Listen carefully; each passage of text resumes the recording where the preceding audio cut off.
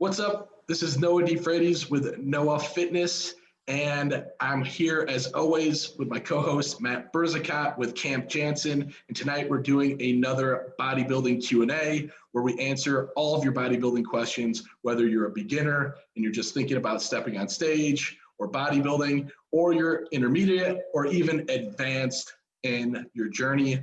And we're going to answer your questions directly. So tonight, we're going to finish off some of Matt's audience's questions. We have our list here for today, but as always, all of your questions, anything you want to know to get you past any of your sticking points, comment them below or reach out to Matt or I directly, and we will answer them in real time on our next Q&A. So with that, Matt, are you ready to rock? Yes, sir. Sweet. All right. So the first question here, we touched on this just a little bit, but this is also a good one. But because you really did nail because both you and I, we don't drink necessarily, but many other people do drink. So this is, how does alcohol affect your overall fitness? So I don't think this is necessarily like, can you bodybuild with alcohol, but more so like the effect. Like, do you coach any drinkers, and do they still drink, or do you have competitors that you say like you can't drink anymore? Oh, I would tell them they can't. There's no, if you're a competitor, there's no place for it. So if they do, I don't know about it.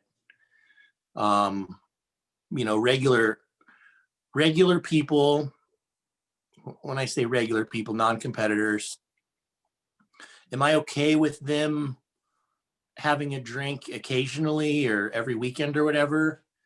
Not really, but that's, but you just have to kind of explain to them that, hey, if what's more important, if is the drinking on the weekends, if that in any way limits progress that you're making in your physique, you don't bitch to me about it or don't be unhappy with it. You kind of just then got to be happy with what you got. Gotcha. But if you're not happy with it, then you gotta stop doing that. Gotcha. And do you think somebody could possibly be successful with some form of drinking? Do you know anybody who was like maybe even just an old pro or something? I know, I don't know if Kevin Levrone drank per se. I think he did though. I'm not 100% sure. I know he did stuff. I think he did, but I don't know the details as far as how much. Do I think any old pros have been successful and been like heavy drinkers? Maybe. Mm-hmm. I mean, I wouldn't be surprised.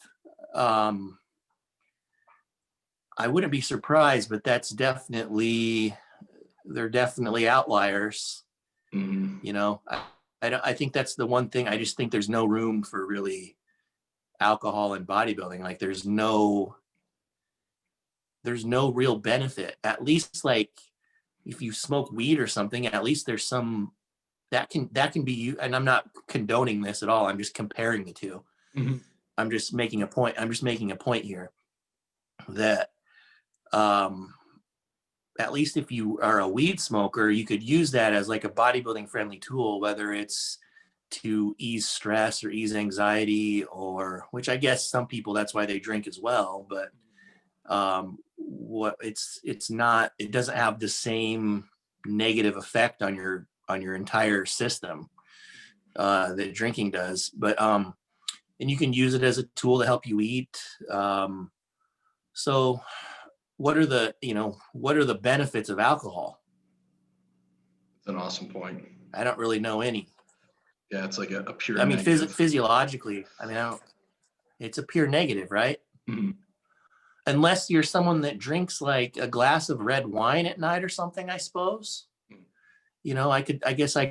I could maybe get behind that, but you'd have to build that in. You'd have to account for it. You can't just do it. Cool. That'd be the only way that I could see fitting alcohol into this lifestyle. Gotcha. So basically what you're saying is there's truly no real benefit for alcohol. And if your goal is to become the best bodybuilder you want to be, you're clearly, posing some form of limitation on yourself. And why would you do that? And when it comes to somebody who like say would be able to get away with that, they're just lucky, right? They're lucky. Yeah. If somebody can get away with it, they're lucky. I just think there's better forms if people are relying on alcohol because of stress or whatever, there's definitely better alternatives than alcohol. I agree. Especially, you're looking at, something that actually does have, biological effects, or like, you're just looking at food. You have a caloric, impact of drinking, whereas you say like, you're looking at some sort of other recreational drug like marijuana, there isn't a caloric impact to that. So that's one of the tough ones. That's a great point. A lot of people don't understand that alcohol itself has calories. So they're like, well, but I drink the low carb, whatever. And I'm like, well, but for every gram of alcohol, there's 7 calories. Mm-hmm. People don't realize that. And they, in beer, like beer gut or beer belly, it's a real thing. It's not just a myth. Mm-hmm. So if there's ethanol present in your body fat is attracted to that area. So beer belly is a real thing. Also, I've heard that fat oxidation actually becomes blunted when you have alcohol in your system. It makes sense that you're sure processing calories, but they say like fat oxidation specifically is like turned off. Yeah. So kind of to sum that up, if you're a competitor, I don't think there's any room for it. If you're a non-competitor and you like alcohol, well, then, don't complain when you're not looking how you want to look. You got to pick and choose which one's more important. Yep. I think that's a great point. It's going to be a negative. So why do it? Or if you're going to accept, you can always accept the consequences. Us as bodybuilders, we do that all day long. But, when it comes to optimizing bodybuilding, you're going to have to accept the consequences to that. Awesome. Yeah. All right. Next question here. How many workings, we've kind of gone through this one a little bit, but how many working sets per muscle is enough? We already know the answer to this, but we can go through the facets of it as well. So how can you explain to somebody how many working sets is enough, or how can they figure this out? Well, let's define a working set first. A working set is either to failure or beyond failure. Those are your working sets. Anything other than those sets are not working sets. And I'll give numbers here because people want numbers. I think per body part, between 4 and 6 working sets, probably total for the workout. Okay, for the workout, gotcha. For the whole workout, 4 to 6 working sets and you could think of any body part and apply that. That's pretty spot on. So how many per body part would you recommend? I mean per exercise. 1 to 2, usually 1. Unless it's I guess you could get higher than that if you're like, let's say like biceps or something. I would take like small muscle groups like that where it's just isolation only exercises. You could probably do more working sets. Like you could probably do 2 or 3 working sets per exercise, like on biceps. But then you're not doing as many exercises. So I guess the math still probably comes out to almost the same. I mean, you're still probably only doing like 6 working sets. And I'm thinking like let's say you do leg extensions or something like that. You can do 3. I'm not really spending a bunch of time doing feeder sets on leg extensions. And then, although I do go beyond failure for those too, but you can, with isolation stuff, you can definitely do more sets to failure. But I'd say the good rule of thumb is 4 to 6, maybe 4 to 7 per body part per workout. Cool. And how would somebody know? That's the sweet spot. How would somebody know if they're doing too much or too little? Is there any cues to like know, like, you know what, I'm doing too many sets or I'm doing too few sets? You probably won't notice right away, but you won't notice immediately. But if you're not growing, you're probably doing too much. Or I mean, if you're not seeing results over a month period, I mean, there's times, there's obviously acute signs that you're doing too much, like rhabdomyolysis, if you know that. if you I think I slightly went overboard here. Yeah. Yeah, if you end up in the hospital and you're like pissing out blood, then you probably went a little too far. But otherwise, it's you're not really gonna. There's been times that, and not that soreness, we've talked about this, soreness is not the end all be all indicator of a productive workout, but there's times where like, I'll give an example. Before I went to Florida, I knew that me, Nick, and Matt were going to do quads on Sunday. I flew out on Thursday. Well, my leg day fell on Wednesday. So Wednesday to Sunday. So I'm thinking, all right, I'll just do 3 things for quads. I won't do anything beyond failure. I'll just do like 1 set to failure on those 3 things, right? And then just get out and leave. Dude, I was more sore. My legs were still super sore on Sunday, and I did that on Wednesday. So people don't realize how much it works to do less until you do it. And that's the point I wanted to make is, if anybody was listening, Matt said less if you're not growing. And I think that's a big piece of the puzzle where, we think that more is always better. I think that's like a common bodybuilding mentality that, or just any mentality, an American mentality, more is better. And I think that kind of works against us because we never explore is less more. So why would you say most of the time, less? Why would I say less is more? Yeah, why would you say like, so if they're not growing, why would you say less? Well, I think it's being old school. I hate to use the term overtraining because I feel like it's hard to overtrain, but I also feel like it's not that hard to overtrain.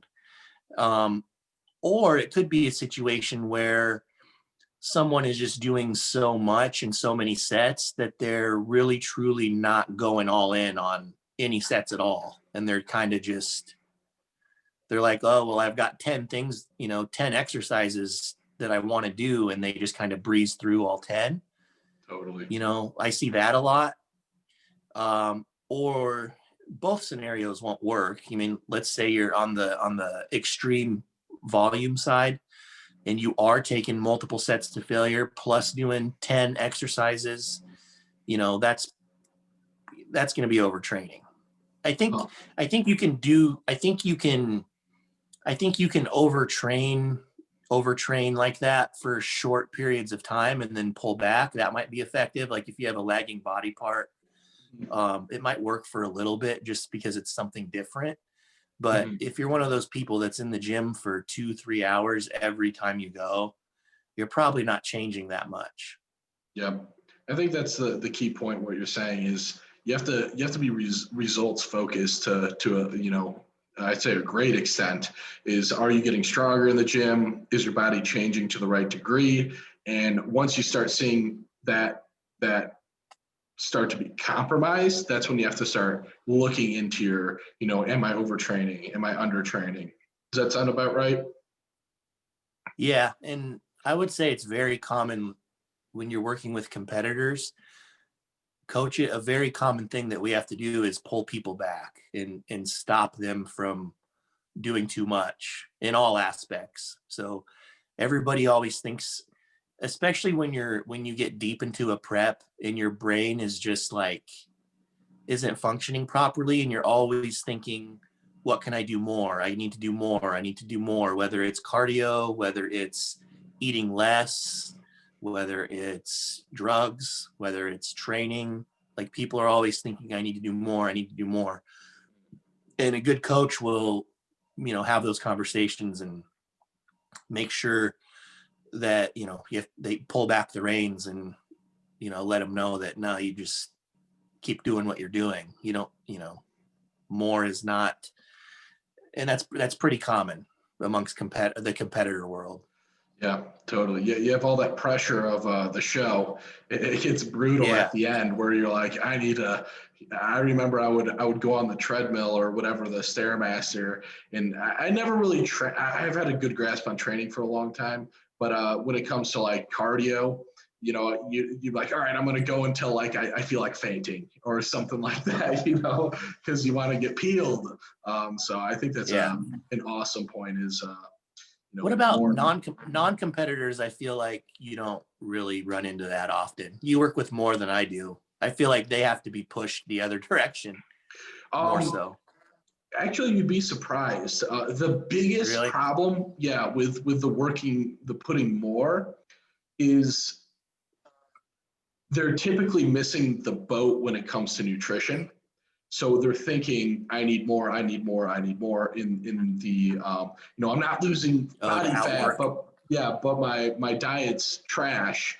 So I'm trying to go on the treadmill more. Like, why aren't you scheduling more cardio? They would ask me, or like, why can't I do more days in the gym? What extra workout can I do? And I'm saying, you got it all. You got everything you need in that department. You have everything. Just You got to understand the nutrition part. And I think that's the biggest gap, at least I would say maybe that might be my biggest gap, I would say, between somebody who doesn't understand bodybuilding, who actually understands it, is really understanding that it's a big nutritional component. I'm kind of digressing here, but I do want to make one quick point. I've worked with a lot of the top coaches in the industry, you being one of them. And a lot of the times, training sometimes is like a secondary thing. I'm not saying with you specifically, but like some of these coaches, they only do the diet. There's coaches out there that are just the diet side, and they're high level coaches. They won't give you the training side. And I think that's just a testament to like how important the nutrition side, to where like, some coaches out there think that if you're a high level person, you got training handled, but you need the nutritional stuff. I think that's a little more old school. I think coaches nowadays are more comprehensive than they used to be. But I think before there'd be just like diet coaches. Did you see that at all? Like, I know you've worked with like some upper level guys too. Like, did they send you training too, or did you just get diet? It was all diet until John Meadows. Okay, yep.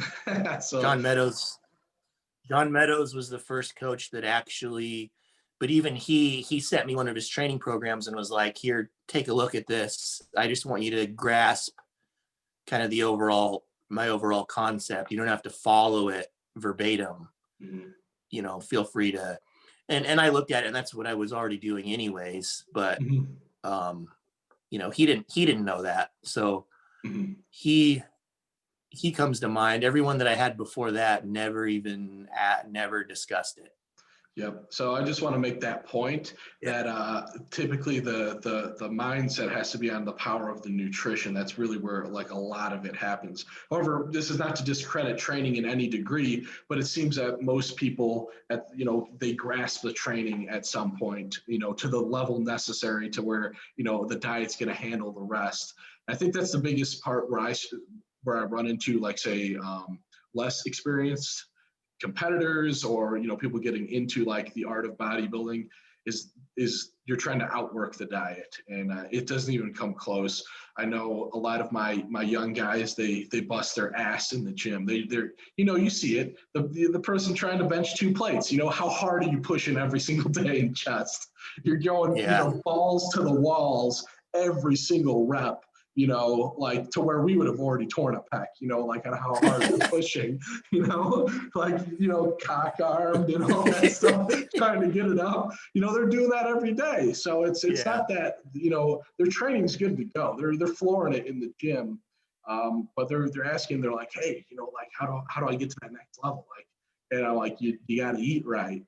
So that'd be my answer for where I kind of see they're putting it into the gym, but they're trying to, outwork it, the diet side. Yeah. Okay. Cool. So I think that was an awesome answer for the amount of working sets. And what did you say for overall per muscle group? How many working sets? Like 4 to 7.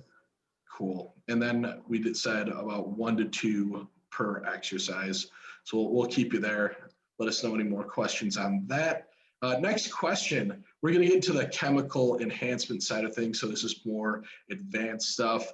GH timing and dosage. And it's just that straightforward. Yeah. All right. I'm going to try to answer this without going like 30 minutes. So, and you'll probably have to do your amazing job of summarizing what I'm saying so it makes sense. Okay. I gotcha. Okay. So I need to explain why that's even a question for a lot of people, because people that don't understand why he's asking that. Growth hormone timing of the dosages or of the shots, that comes up because for a couple reasons. One, mainly because when we're referring to our endogenous growth hormone production, so the making of our own growth hormone from our pituitary gland, it can be interfered with by basically eating insulin. So if insulin, they basically they have an inverse relationship. So if insulin is high, growth hormone output is low. If insulin is low, that gives you a chance to release some growth hormone. That's why our biggest pulse is while we're sleeping. So that is the original origin of that question. Well, if it's going to interfere, then, I don't want to take it around, my eating time. And to that, I say it doesn't matter if you're taking exogenous growth hormone. You don't have to go, your body isn't going through all the steps to make it. So it doesn't matter if insulin's high or if insulin's low or yada, yada, yada. If you're taking the shot and you're putting it in your body, nothing's going to alter that. You have the hormone in you. Okay. Now, the second part of that is a second reason that people bring up timing is blood sugar control issues. So as we know, growth hormone can make you insulin resistant because growth hormone basically crowds the muscle cells and doesn't allow insulin to get in there to do its job and get glucose where it needs to go. And to that, I say, I guess that would be a legitimate reason to think about timing. But that's kind of one of those things where it's like you read it on paper and it seems like a big deal, but you do it in real life and it's not a big deal.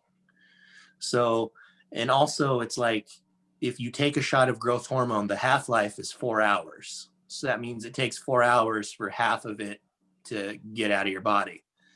So if that's the case, well, like, when are you going to take it? Like, I guess only before bed would be people that are really trying to avoid blood sugar issues would be the only time they would take it.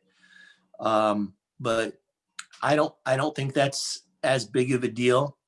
So with that being said, let me answer the question. I think that the dosing it, the two best times that I like to use it are first thing in the morning.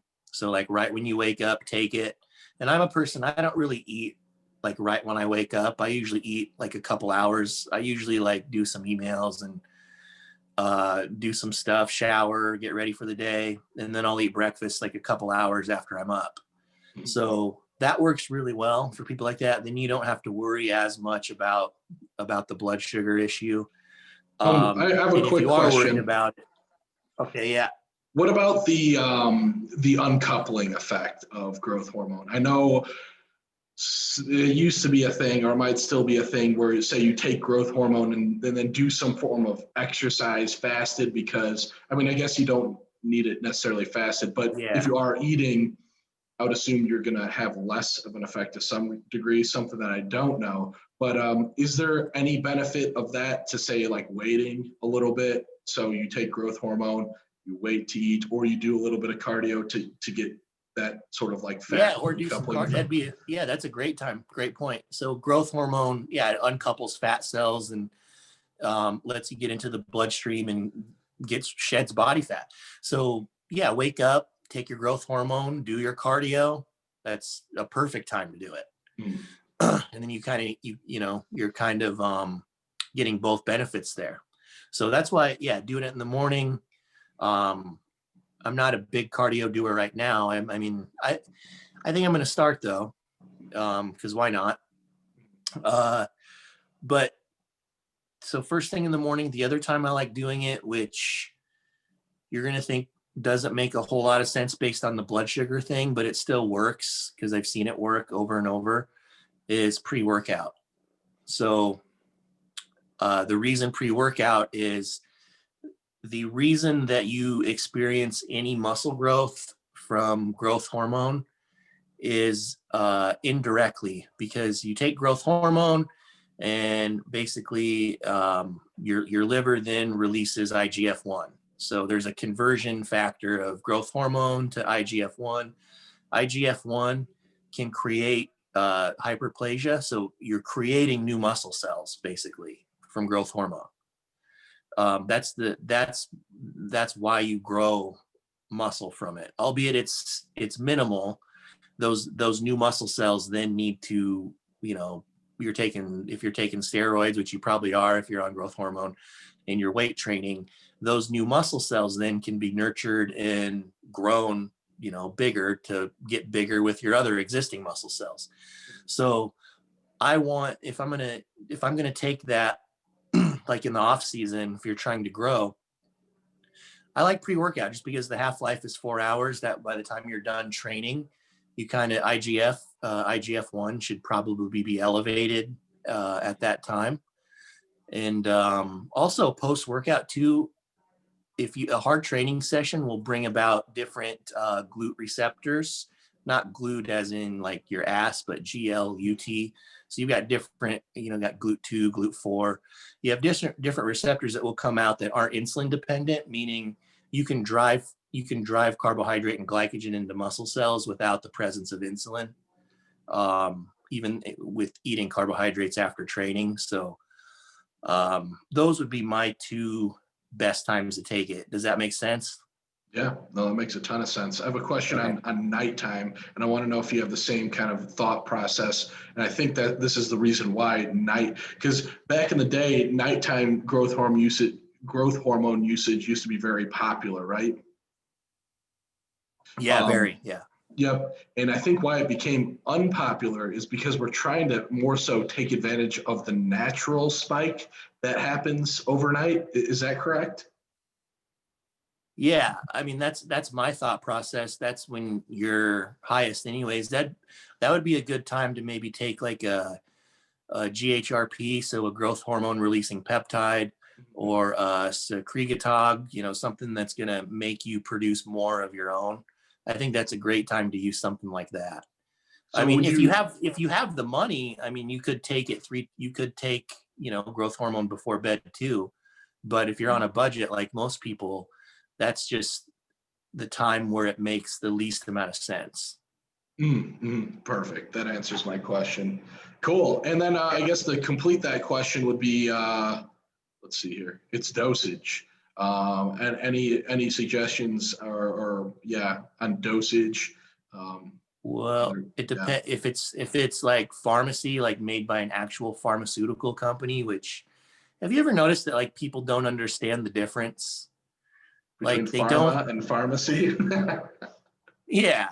They're like, I got this farm grade GH, and they'll send me a picture and it's like clearly from China. It's like gintropin. I'm like, that's not just because it's in a box and has labels doesn't mean it's farm grade. Like there's only a few real farm grade means a legitimate pharmaceutical company is making it and manufacturing it. Yep. Like people don't get it. So if you have actual farm grade GH, so Eli Lilly Humatrope or EMD Serrano, Serostim, what are the other ones? Neutropin, Nordatropin, Genotropin. If you have any of those, 2, 4, 6 IUs at the most. So if you're doing it twice, I would do 2 IUs twice a day. If you have Chinese stuff, I mean, I'm to the point now where I would say go use farm grade or don't use it at all, to be honest.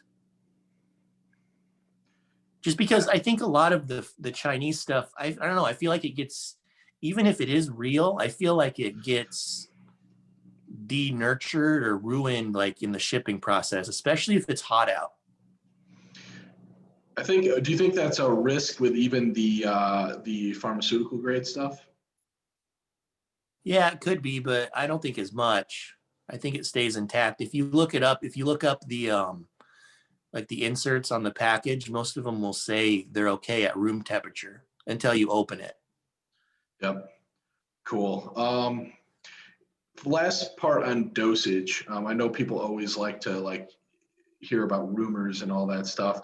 Do you know of any like real accounts of people who are taking like those crazy GH dosages? Is that actually a real thing? I feel like nobody even has the money to do that. But no, I don't know anybody personally. Like nine is the most that I've know people that I know personally, people who have used like 9 of human grade, but I've heard people that take, like on the message boards and stuff, like 18 IUs, and 18 comes up because that's 1 vial of Serostim is where that comes from. So people taking a whole vial, which that is what on the package of those, it does tell you, to take the whole thing in one shot and then discard, so that is what people that are being prescribed that's what they're using. They're taking a whole vial. Good point of how you have to have everything else in check for these things to kind of, work the way they do in a bodybuilding fashion. You don't see necessarily people with like growth deficiencies getting huge because they're prescribed growth hormone and taking 16 IUs in a shot. Yeah, they're taking 18 IUs in a shot, and like they're not huge, That's just to offset, which we got to, talk about. They're prescribed for muscle wasting diseases too, so you have to keep that in mind, or dwarfism. But mostly it's mostly muscle wasting diseases or burn victims and stuff like that. Perfect. So I think that was answered perfectly. So best times to take, and I really I haven't heard of pre-workout, but I think that's amazing. That makes a lot of sense. But first thing in the morning, especially if you want to get the uncoupling effect, do a little morning cardio, fasted, and then pre-workout to catch the IGF-1 spike, by the time you're done working out. Avoid at night because you are going to get that natural spike, but also you could do some sort of growth hormone releasing peptides to catch that as well, or enhance that. Perfect. Sweet. All right, we're going on to more chemical enhancement. How do you go about chemical enhancement for a client? Wow, what a giant question. You don't have to go down the full rabbit hole, but always I say with these questions that are super deep, just go high level, and if whoever's asking wants more clarity, we can just start building down that way. Okay, so it's going to depend. Male or female obviously is a huge one. With women, there's certain lines that I won't cross, even if they are wanting to. I'm not going to put my name on that. Meaning I'm not going to, defeminize or masculinize a woman. Let's take a quick caveat before we go down this path that clients can absolutely compete naturally and do this naturally, correct? Yeah, of course. Okay.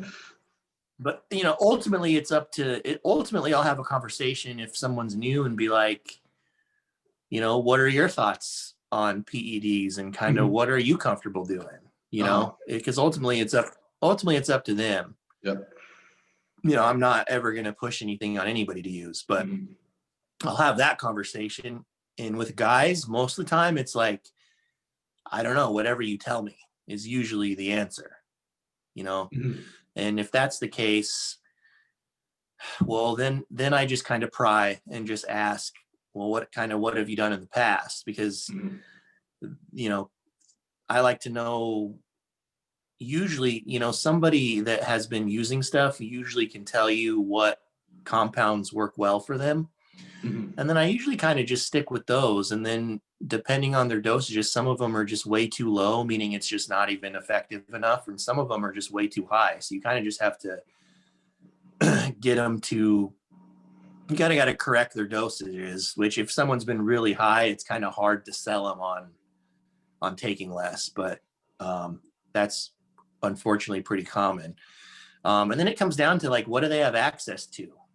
You know, not everybody can get everything, and you don't know if everything you're getting is even any good. So it's like, what do you have access to that you know is good, which is a huge deal, because, you know, let's say someone can't get whatever you're telling them that you want them to get, but let's say they can. Well, then it becomes, how experienced are they? Like, how much have they used in the past? And then ultimately what their goal is. So someone that is not a competitor is obviously, their PED cycle is going to be a lot more mild than someone that says, hey, I want to do nationals and win the super heavyweight class and turn pro. Those are two completely different animals. We'll just be honest. You know, you're not turning pro at nationals, you know, using a little tiny gym rat stack. So most people. Yeah, I was gonna say that. What I know, especially, you know, a lot of these top guys, sometimes they're just hyper responders. So what do you do to a hyper responder? Or is hyper responder kind of like they do better on something that would be a national level, say, you know, stack, if you will, if I use that word? No, I don't know if people are really generally the people that are hyper responders are just generally the people that have better genetics in every way. So like, they touch a weight and they explode. They're super lean all the time. So I don't know if they're necessarily hyper responders. I just think that everything else, the whole process comes easy to them. So with them, I mean, with anybody, you want to use the smallest amount needed to accomplish whatever your goal is. And you just kind of got to figure that out based on, I mean, more so what they've done in the past. If you have somebody that's brand new to it, you know, then like if it's their first cycle, then obviously I'm going to be pretty conservative, and we're going to just run some kind of testosterone ester and then maybe one other compound. You know, I'm not going to, someone's first cycle, I'm not going to be running 3 or 4, you know, compounds. So ultimately it comes down to, what can they get? What are they comfortable with? Are they a non-competitor? Are they a competitor? And then what level of competitor are they? Gotcha. I think that's perfectly answered, as a matter of fact. I think that's, you know, it's one of those things that it's going to be a big depends. And if it's not, that's already a giant red flag. You know, of course, when it comes to something that's you know, affecting hormones, it's you know, there's a lot of things that can happen. So you have to be very attuned to, you know, how everybody reacts differently. So yeah, I most people I get have some experience. So I'll ask them, are there certain things that you like better than others? Are there certain things you know you can't take or tolerate? And if they tell me those things, well, that's easy. Then those things are automatically out. And then I just work with what they like. Gotcha. I think that's, and then, so I guess, then how would like adjustments work? Are you just looking at people's bodies and saying like, you know, this would help with that sort of look, or, yeah, does that kind of make sense? Like how are you adjusting? Yeah, but it's it's going to be the last thing that I look at adjusting, you know, depending on the time. Obviously we have to take the time on a certain compound. We have to take that into consideration. But if they haven't maxed out the time, like depending on what it is, like the longer acting mild esters, like let's say it's off season and it's like Deca or an EQ. I think you can be on those for a long time, but probably not more than like 16 weeks. So if you're coming up on like that 16-week mark, then that might be something that I'm looking at switching up. Especially if they've had several diet adjustments throughout that, then yeah, maybe we'll look at changing that. But that's the last thing that I'm looking at. The changes with that come more so, I guess, with contest prep. But even then it's still diet. I mean, it's still always diet changes, number one for me. Diet or cardio or whatever. That part of it is the last thing I'm looking at to change. Yeah, and I think that's a good point you bring up. To us, that probably sounds standard, but to people who are maybe they haven't been around, or like maybe they have had bad coaches before, I wouldn't necessarily say bad, but they're thinking it's drugs first and it's everything else, and that's Yeah, they're like, hey, I need to shred down. I need to get on that Winnie, right? Exactly. I got to shred down. I'm shredding down now. So aren't you going to give me Winstrol? Doesn't that help you shred? Exactly.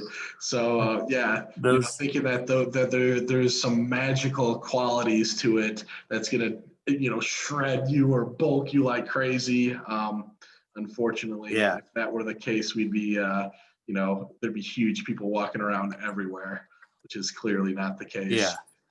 So my last question for you on this is like, how do you know if somebody's say taking too much and it's something's not working for them? How do you figure that out?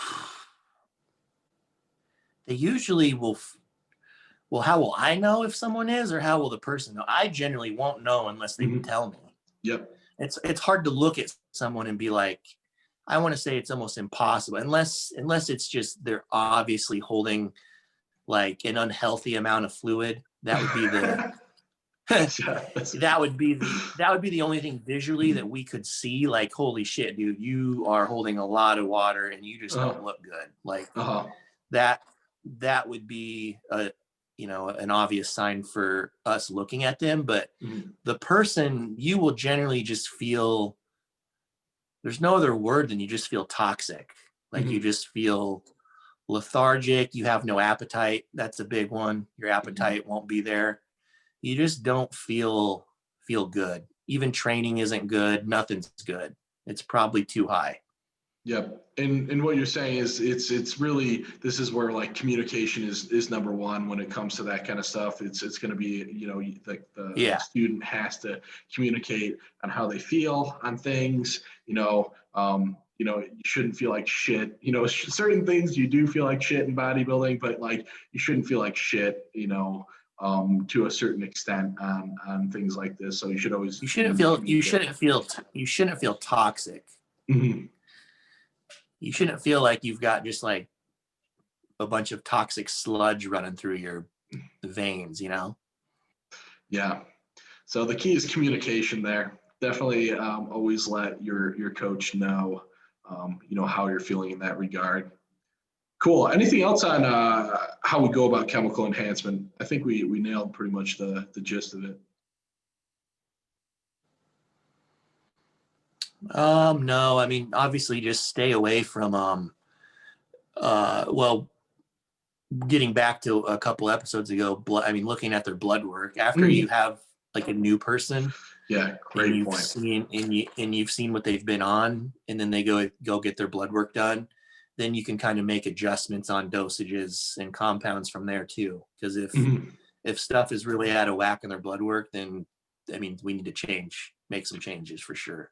Yeah. Do you ever ask people, like, how long has it been since you've been on this, or how long have you been on this? Because then it can be like, well, clearly we don't want to, say they've been on for a year. Oh yeah.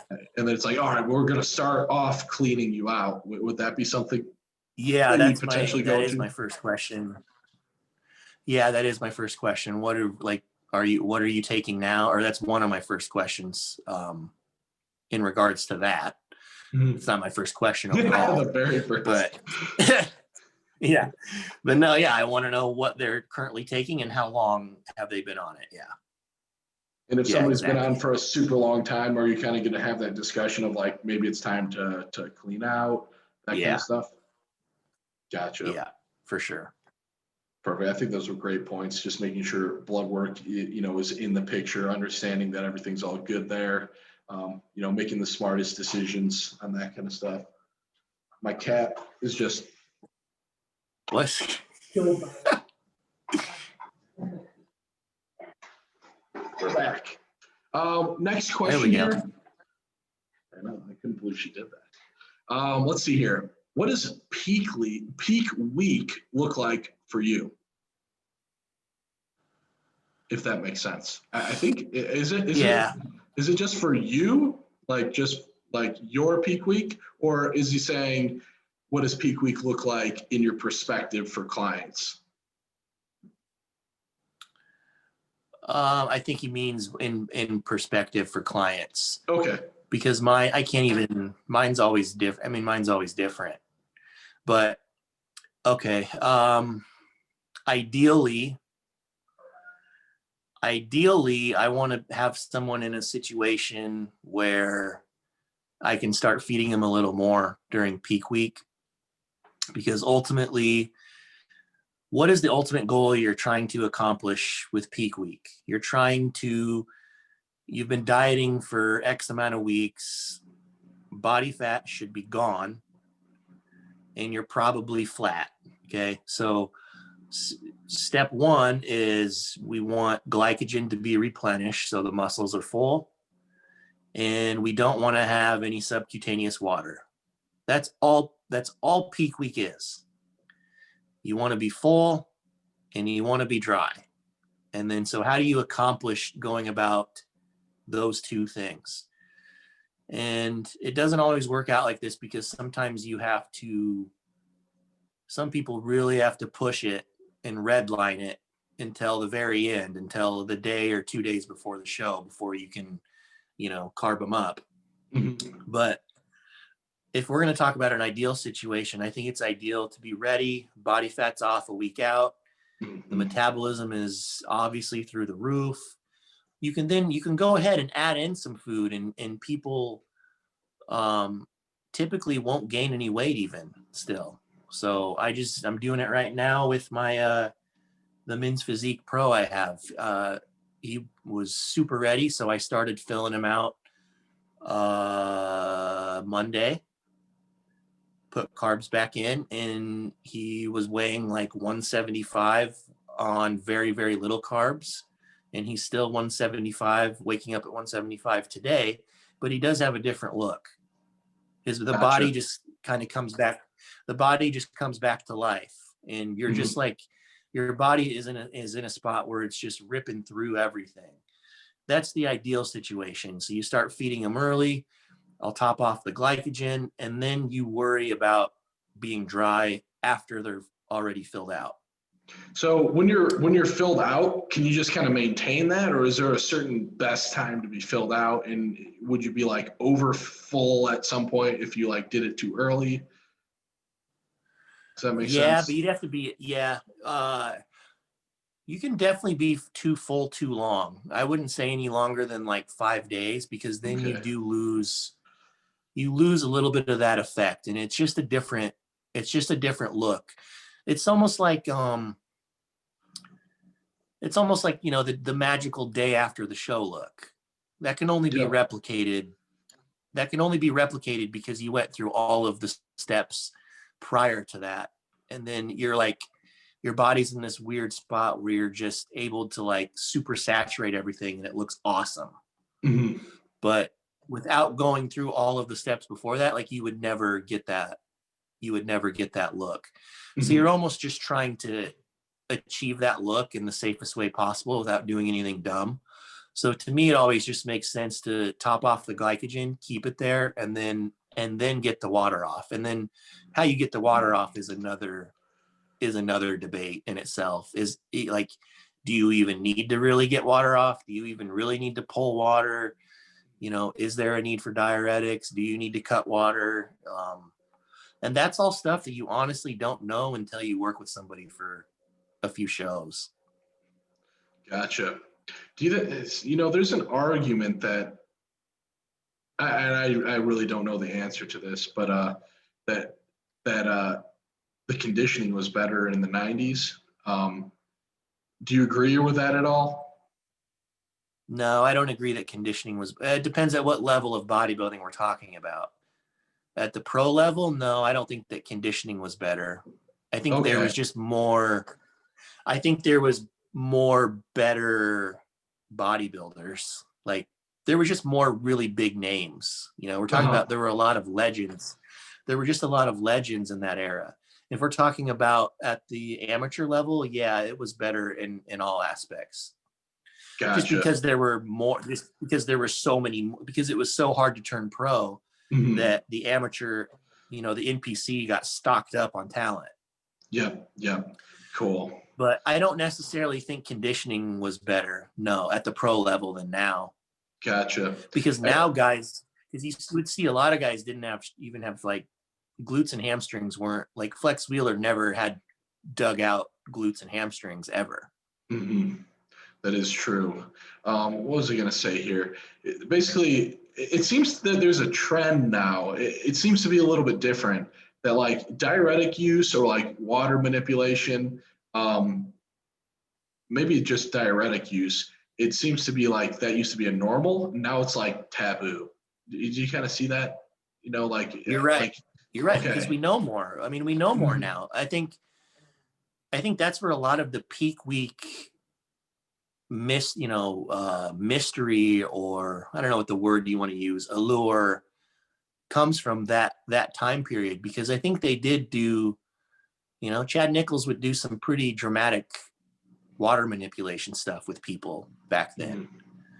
And here's my thing with that is like, the only people that really know if it worked or not were Chad and that person, because only they really knew like what they looked like back then.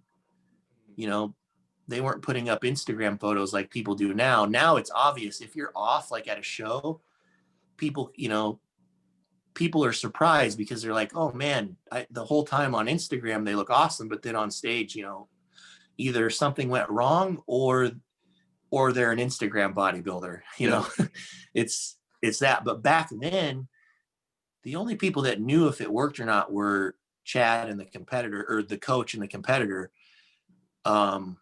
And I don't know that it really did. Who knows? Who's to say that whoever didn't look better before they did all that crazy stuff? I don't, we don't know. Yeah, we totally don't.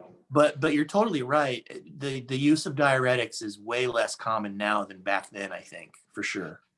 Yeah, I think that kind of it's totally a new thing. What I guess the first question is, do you think that's I think the obvious answer is yes, but do you think that's a good thing? Even that we're kind of going away from. Yeah, diuretics? That's a good thing. It's a good thing. I think it's always good to get away from anything that has potential consequences, for sure. Especially that, because that can, diuretics, I don't want to say, that's a tricky thing when you're manipulating water and minerals and potassium. I mean, that can be a deadly thing, actually. So anything that can kind of get away from that, yeah, I think it's a good thing. And that's not to say that they don't work for for some people. They definitely do work for some people, but they don't work. Diuretics are no different than any other tool that we have. It's not a necessity for everybody. And I think back then, to your point, people just thought it was. And now we've learned that some people are better without them. Yeah. I think a new thing now is like not cutting water. I think that was like standard as well back in the day too. And I see nowadays we're seeing where, I don't know, where it's like it's almost like a pride thing. It's like, oh, I didn't cut water. like I don't know what that means, but cool. What's your thought about that, since we're on the topic of water manipulation? That's definitely more common too. It's just because we just know more. We just know more now. You know, um, there's people like Lane Norton and, you know, that are very, very educated at what is actually happening at the cellular level. Back then, there was nobody that had that much education. I don't think.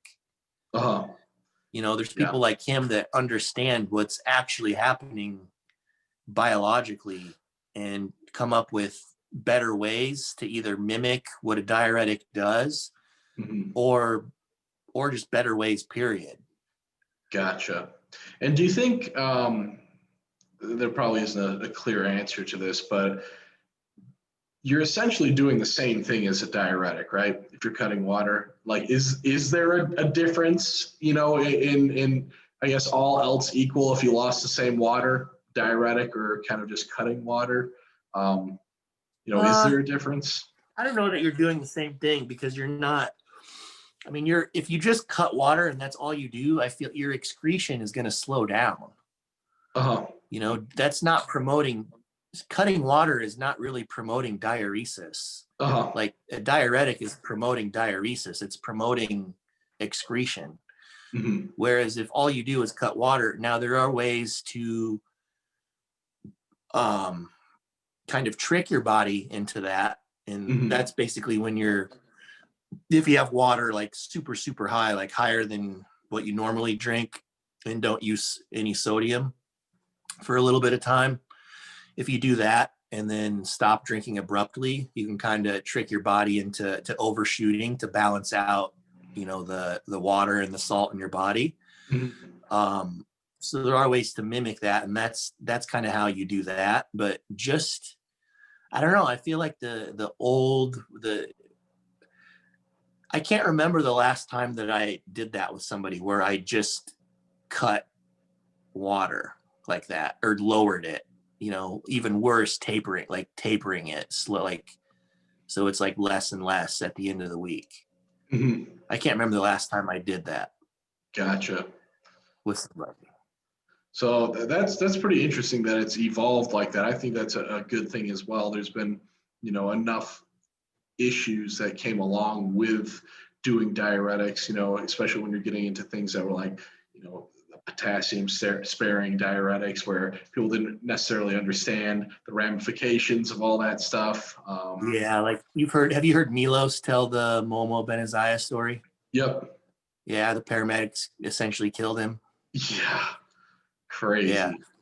So definitely not, you know, if at the I don't want to say the least, but at least when you're not using, say, a diuretic, your body's typically regulating things in a balanced manner, rather than say you are taking like a potassium sparing diuretic where it's different, or you're excreting, you know, everything at the same time. Your body's gonna, you know, to some degree regulate things in a normal-ish way.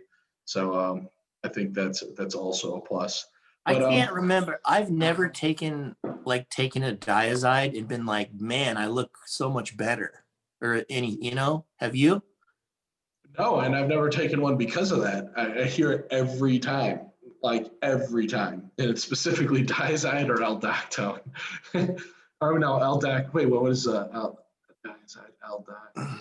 Is it, what's the one with an Aldactone's the one that you. Is that There's aldactone that you take most of the time. You take it all week, or at least for a few days. Both of those I've heard nothing good on. Just zero positive stories. Well, if I do use a diuretic with somebody, I'll use diazide because it's the easiest to correct if something goes wrong. Yeah. But just in the way they work, that's a whole nother discussion. But I'm just saying I've never just like popped a diuretic and been like, holy shit, I look so much better, you know? Yeah, I hear the same thing. Luckily, I've you know, been under your guidance with this kind of stuff. So yeah, I haven't had much experience there, but I hear it, you know, all the time as well, as where typically people aren't saying positive things. You know, there are some people that do, of course, but you know, you just kind of take the averages.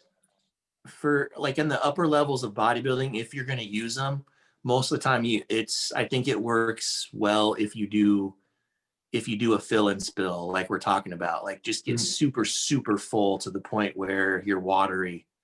And then you can, and then take them to kind of clean it up. And you wake up the next morning and you're good. I think that's the best way to use them. And for me personally, like I've always been worse if I take them and then I'm like doing everything else super regimented, like stopping water and, still eating really clean. Like I just get super flat, and that's pretty damn common. Yep. Would you say just avoiding anything abrupt? Would you say that's a good piece of advice for anybody with a peak week? Is to like we said before, we talked a little bit about this.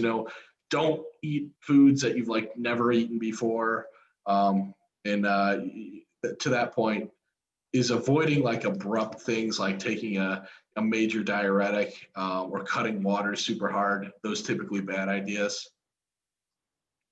Yeah, unless you've done it before and it worked amazing. But if you've never done it, then yeah, obviously don't do anything crazy or kooky, as Dave Palumbo likes to say, kooky. Yep. That's the problem of this stuff is you hear the Hail Mary approach of, I either junk loaded or, did this and that. And it's like, apparently through lore, it worked perfectly. And you have no idea what that looked like before. And again, I'm going to make the point again that like, if we're talking about local competitors, it doesn't even really start to matter until you are at the national level in like the top 5 of guys, like in bodybuilding or classic physique, probably now. Anything lower than that, I feel like I'm not going to say it doesn't matter, but it almost doesn't matter. Like you kind of are what you are at that point. You're not going to do anything that's really either going to substantially help you or that's really going to ruin you. I think that the talk of like people saying like something went wrong at the end is really just people in denial that they weren't ready. And when it comes to getting that, you know what I mean? Yeah. And I want to ask you, like, how do you know if you're just like not going to be ready? And if you're not, are you telling that person to not step on stage? No, not necessarily, because it might still be a good experience for them to go up on stage. It depends at what level of not ready we're talking about. Like I won't let someone go up if it's embarrassing. And when I say embarrassing, there's a certain, if you've done this for a while, and I think there's just like a certain respect that you have to show the competition and the sport itself. And I get it, the people that get up there that have had this big milestone and lost a bunch of weight, but they're still, overweight by competitive standards. I get why they're doing it. I don't like to take part in anything like that.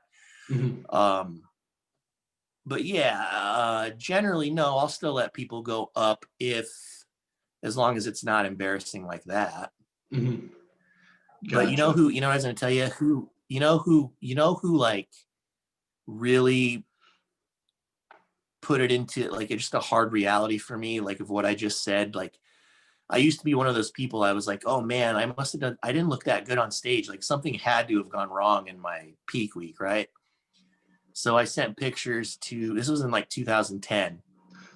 I sent Chris Aceto pictures like a week out and then like stage pictures. And he goes, dude, you don't look any different. That's just what that week out picture looks like on stage. Like there's not a difference. And I'm like, oh shit. So I just wasn't ready. That was his nice way of saying you just weren't ready.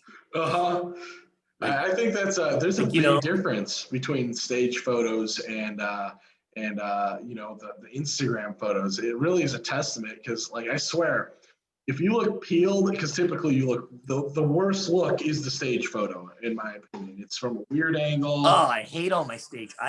Do you like any of your stage photos? In my entire life, I don't like the worst. Hate them. Yeah. Well, because Like think you about can it. look peeled. You can look peeled, emaciated, out of your mind, and then you go on stage and you're like that's it. Like I thought I was in better shape than that. Yeah, I think so. I've had one time where I liked the stage photos, and it's just the matters the angle, how far away they are, all this stuff. Yeah. What angle the light's at compared to your photo. You see even people like a notorious show. I'm telling you is I think it's either the Pittsburgh Pro or the New York Pro. I believe it's the New York Pro. They always say people are not in shape at that show. And this year it was decent, but I swear the last like 5 years, like everybody's all the whole like there was a There's a lot debacle of about it for years of saying these guys aren't in shape. I'm like, yeah, they're in shape. The stage photos just look like shit. Like there's a lot of shows like that. I think there's a yeah. lot of shows like that. Yeah. So yeah, Yeah. we agree there that stage photos are a totally different thing. That's almost where I'm at in my, like, I just want to have one stage photo that I really am happy with. You got to get somebody in the right seat. You got to figure out what seat that is.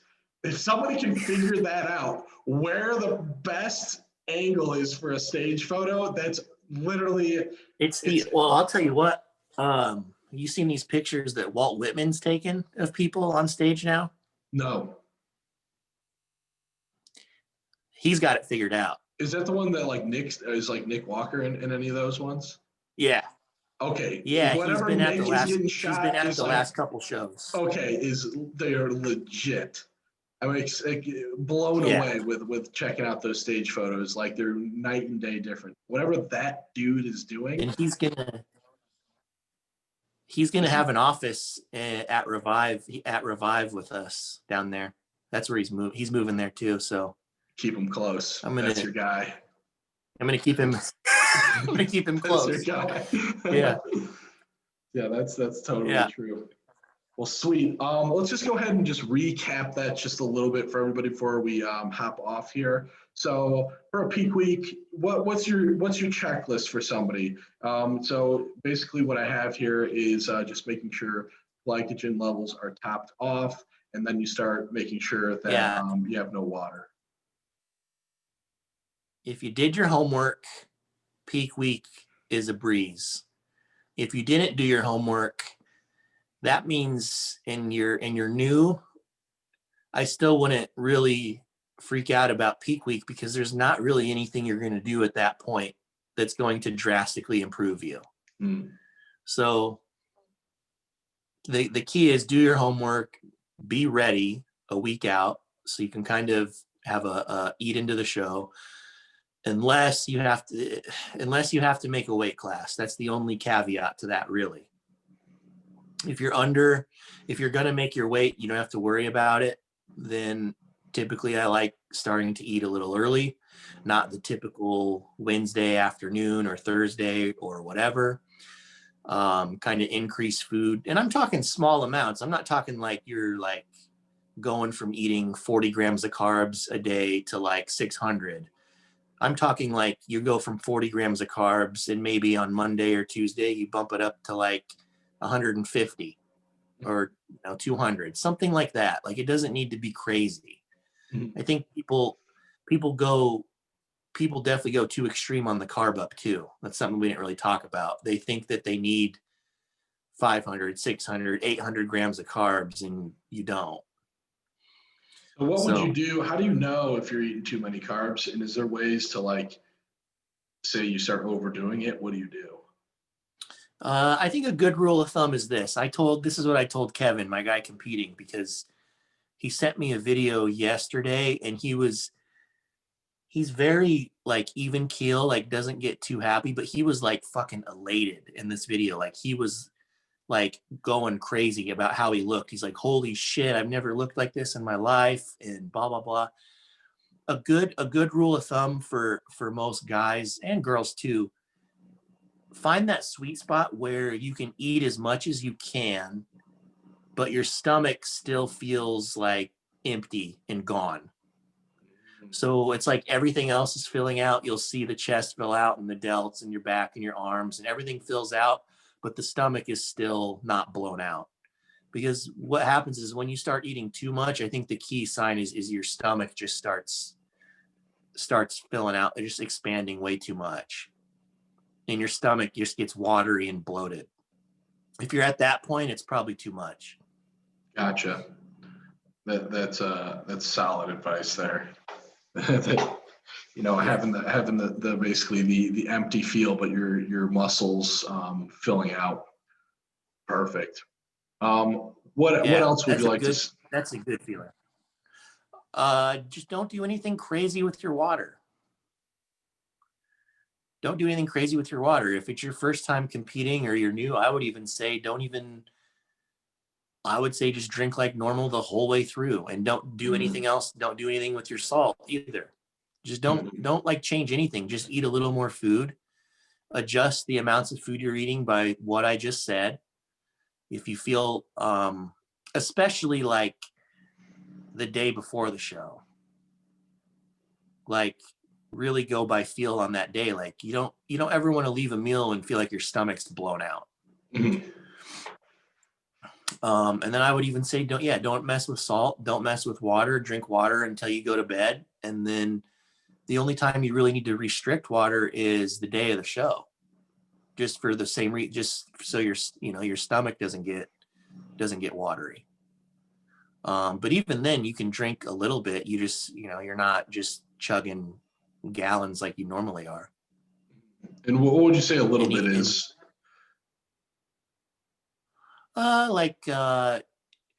Well, most people, the show is, it's pretty early, so you don't really have an opportunity to drink that much anyways, but you can you can still have probably 20 ounces of water before total, not in one swig, but 20 ounces before prejudging is a little.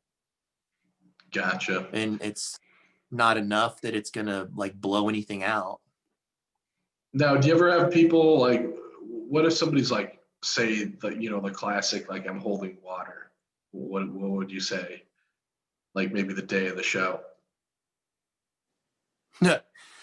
I would say, how do you know it's water even, like what, like where is it? How do you, like, that's such a like overused term. I'm holding water. Well, where? And like, how do you know? Unless you're super experienced, you don't really know the difference. Like people that are, if you're new and you're saying that, I think they just say it because they hear it. Gotcha. And truthfully, maybe if you're new, you probably are holding a little bit of water because you're probably still holding a little bit of fat, because typically you don't nail conditioning. I tell people is just like everything else. It takes time to get better. Like you don't see people do their first show peeled out of their mind. No way. Unless you've been sandbagging for like 13 years, like some people do, and they step on stage and they're gnarly. But yeah. Right. A new competitor, your conditioning gets better and better as your career goes on, to a certain extent. But it takes multiple shows before you really get that really, really conditioned look. It's almost impossible to go out and do that your very first show. Yeah. So chances are is you probably are holding something. You're right. Yeah, it's not going to be your first or second show and you're perfect, spot on. It's just not realistic. Perfect.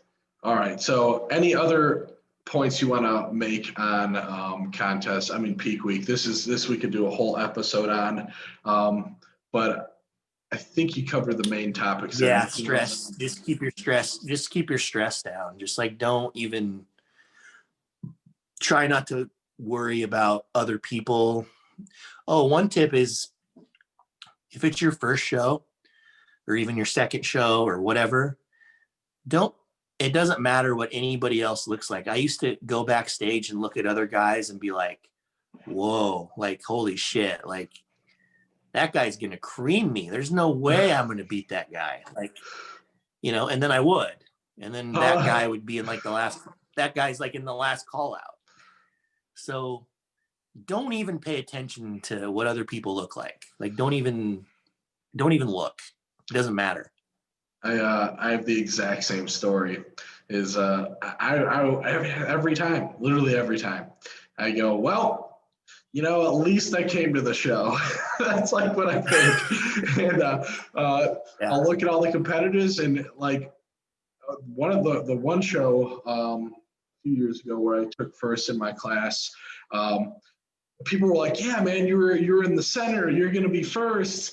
I couldn't even believe it. I was like, "What are you talking about? What does this even mean?" And I was so convinced I was getting last because I looked at everybody in the your first show, the one I helped you for. No, this was I think it was my second. Yeah, my second show. Oh, okay. Yeah. Was that the Illinois State? Yeah, the Illinois State show. Yeah. And yeah, I was just thinking I was last the whole time. I even looked at like my before and after. It's like, man, I look terrible. Perfectly normal. Everybody is thinking the same thing. Everybody's like, shit. I'm last. Yeah. Oh yeah. That's an awesome point. If you feel that way, holy crap, everybody must feel that way. You know, the first time that I really realized, like, hey, I'm not ready for this level yet. This is a good story. It was the 2009 Nationals. It was my first time doing a national show. And I was sitting backstage. So that show was stacked. Okay. Cedric McMillan won the overall. Oh, boy. Seth Feroce won the light heavies. Oh, man. Like Brandon Ray was second. The heavyweights, Jeff Long won. Jeff Long beat a guy named, do you remember a guy named Lee Banks? Sounds familiar. He was kind of like me. He kept getting second over and over and over. Super impressive. I mean, unreal. He competes in, he's like 45 or 50 years old now and competes naturally and as a pro in classic physique. And he's really good. He just doesn't compete that often. Gotcha. Sounds familiar. But he was in it. But I sat next to Tamer El Gundi, who is the promoter of all of John Lindsay's shows now, like the USA's and stuff like that. Okay.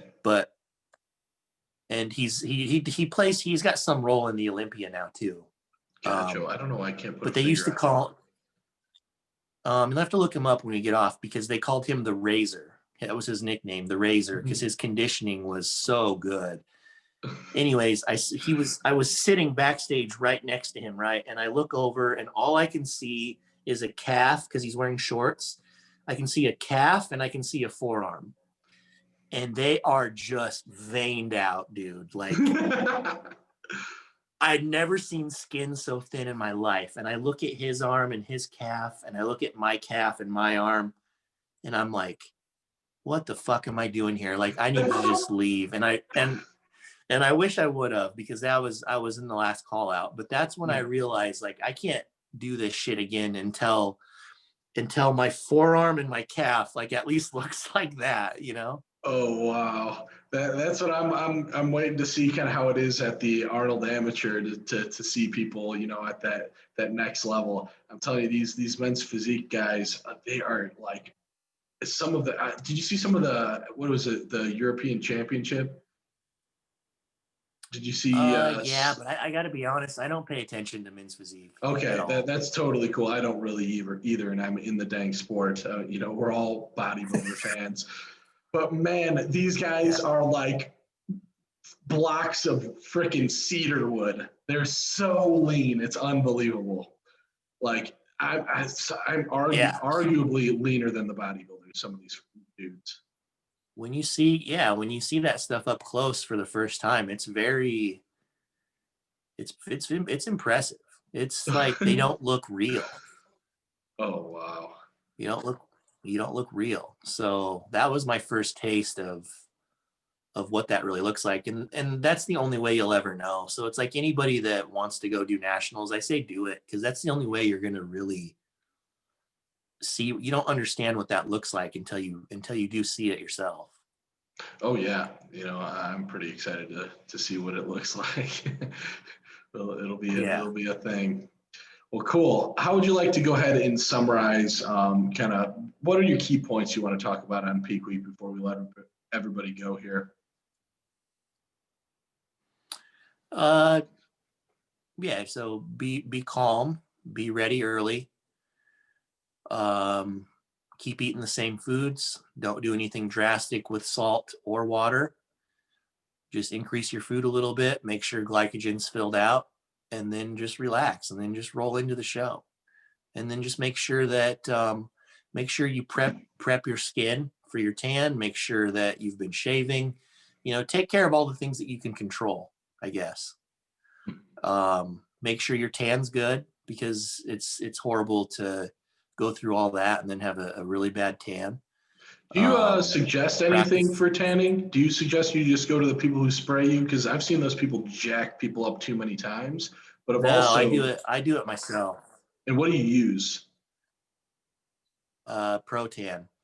Okay. But again, Protan has, I've used both. I used Protan last time. I've used Jantana. I've had success with both, but I prefer to do it myself. I like that. I think it's fun. Yeah. It's just you're not doing anything else. And it's like, when you go to the people, you pay all this money, and then you're like rushed out of there. They do a shitty job, and then you're rushed out of there, and it doesn't even give it a chance to dry. At least if you're putting it on yourself and it's actually being rubbed on instead of just sprayed on and just like caked layer after layer. Yeah. Like, you can rub it into your skin. You can do it at your own pace. You can stand there naked for hours and let it dry. I just prefer doing it that way. I think it's an awesome piece of advice. I've seen those spray tanners jack people's tans too many times to count. Agreed. In Vegas, they were the best ever. I did my own tan, but oh my, I've never seen it before. The tans were spectacular. I was like, what the? Of course. Everybody's tan was amazing. And I was like, you guys got your tan here? And they did. What company was it? I don't know. It was some private, like some local. Smaller one. Yeah, and they kicked massive ass. That's probably why they were good. Yeah, so anybody competing in Vegas local shows, holy crap, you are good there. But anywhere else, I've just seen them just screw it up so hard. Yeah, I agree. I haven't had very good luck with the spraying either. That is a good point. I've never even talked about that. Oh, good. That's I've been jacked up, so that was my last. Doing it yourself. I like it. I'm getting the itch to do it right now. How do you do it? Wait, you have help, right? You have somebody help. I don't know. That's why I don't know what I'll do this next time, because I'm not going to have a girlfriend for the first time ever at a show. So I might have to sign you. You might have to sign up for that job. Hey, I got your back, because I'll need somebody to get my back one day. But it's one of the lonelier things of bodybuilding is shaving your back alone, or like doing. Well, I was gonna go even deeper. It's like, well, you wear board shorts, so you don't have to worry about it. But we have to. We got to get up in our asses and shit. Oh, yeah. It's like, who's doing that? Yeah. You got to find somebody to do that for you. You gotta make friends. Gotta make friends. Hard to do in this sport, but you gotta make them. Yeah. Cool. So tan, anything beyond all those pieces? Those were great pieces there. Just practice your posing. Just make sure your posing's good. And that's about it. Cool. And then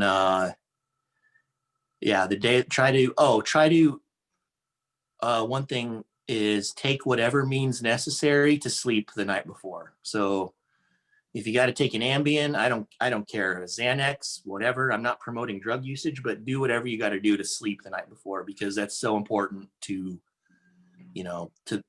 having a good look. Have you ever slept right the night before a show? Natural? Oh yeah, all the time. Really? I can't do it. I literally, last show, I just can't do it. It's like, I got 2 hours. Yes. Sucks.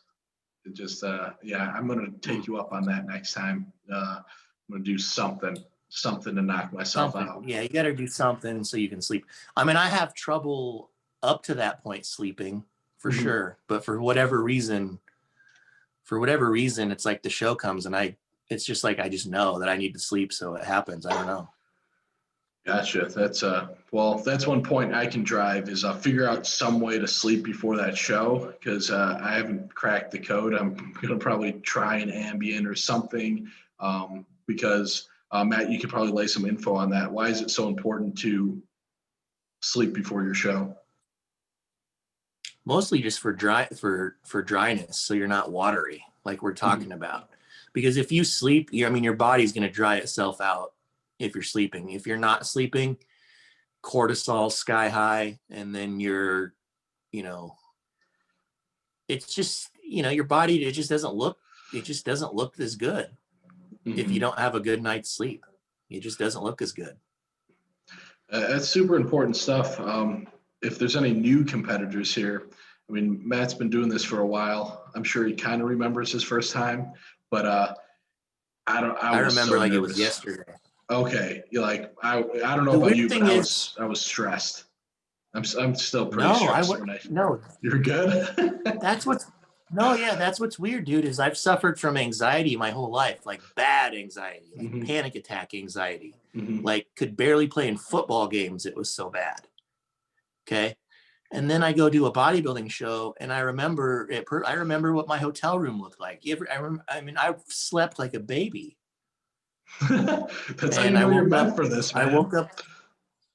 I woke up for the show and I wasn't nervous, which was a really big deal to me at the time because, back then I was waking up morning time. I associate morning time. Morning time is the worst for my anxiety. So I remember I woke up the day of the show and I was notorious for vomiting in the morning because I'd be so nervous. And I woke up and I was like, looked around and I was like, holy shit, I feel fine.